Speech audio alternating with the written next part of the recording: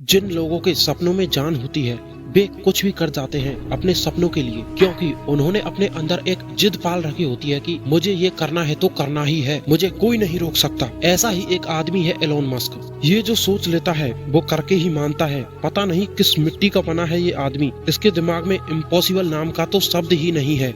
सबसे बड़ी समस्या का हल निकालना होता है, ना कि समस्या। एलोन मस्क को किताबें पढ़ने का बहुत शौक था। जब ये 9 साल के थे तब इनके घर में पहला कंप्यूटर आया और इसके साथ ही एक कोडिंग की बुक भी आई थी। एक नॉर्मल इंसान को इस बुक को पढ़ने में 7 से 8 महीने का समय लगता है, लेकिन एलोन मस्क ने ये बुक 3 दिन में ही पढ़ डाली। और जब एलोन मस्क 12 साल के हुए तो उन्होंने एक वीडियो गेम बनाकर कंपनी को $500 में बेच भी दिया। तो उन्होंने पहला बिजनेस तो अपना बचपन में ही कर लिया था।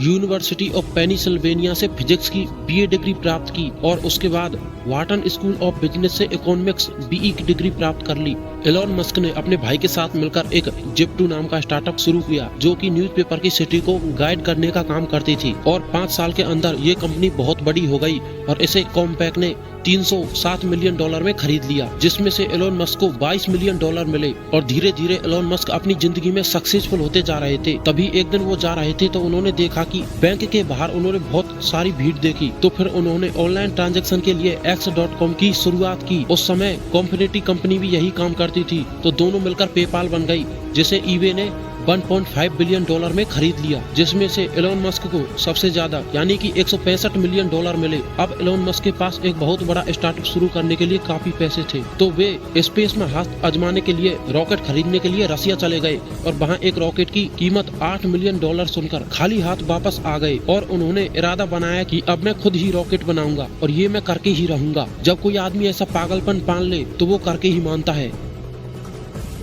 फिर एलोन मस्क रॉकेट साइंस पढ़ने लगे और इन्होंने अपना पहला रॉकेट लॉन्च किया, जो कि स्पेस में 37 सेकंड में फट गया। तब इन्होंने हार नहीं मानी और दूसरा और तीसरा रॉकेट भी लॉन्च किया, जो कि विफल रहे। अब इनके पास सिर्फ इतने पैसे बचे थे कि या तो एक दूसरी कंपनी शुरू करे या फिर एक और बार ट्राई करे। तो इन्होंने दूसरा रास्ता चुना और एक बार और रॉकेट बनाया और उसे स्पेस में लॉन्च किया, जो कि चल पड़ा। इसके साथ ही इनकी कामयाबी भी चल पड़ी और इन्हें नासा से $1.5 बिलियन की डील मिल गई, जिससे इनकी कंपनी और भी ग्रो हो गई। इसके साथ ही इन्होंने फिर ऐसे रॉकेट बनाए जो कि स्पेस में जाकर सैटेलाइट को लॉन्च करके वापस आ सकते थे, जिनमें केवल फ्यूल ही भरना होता था। अब एलोन मस्क की कामयाबी दिन ब दिन बढ़ती जा रही थी। इसके साथ एलोन मस्क की और कंपनीज भी है, जिनमें टेस्ला इलेक्ट्रिक कार बनाती है, फ्यूल की समस्या को खत्म करने का प्रयास कर रही है।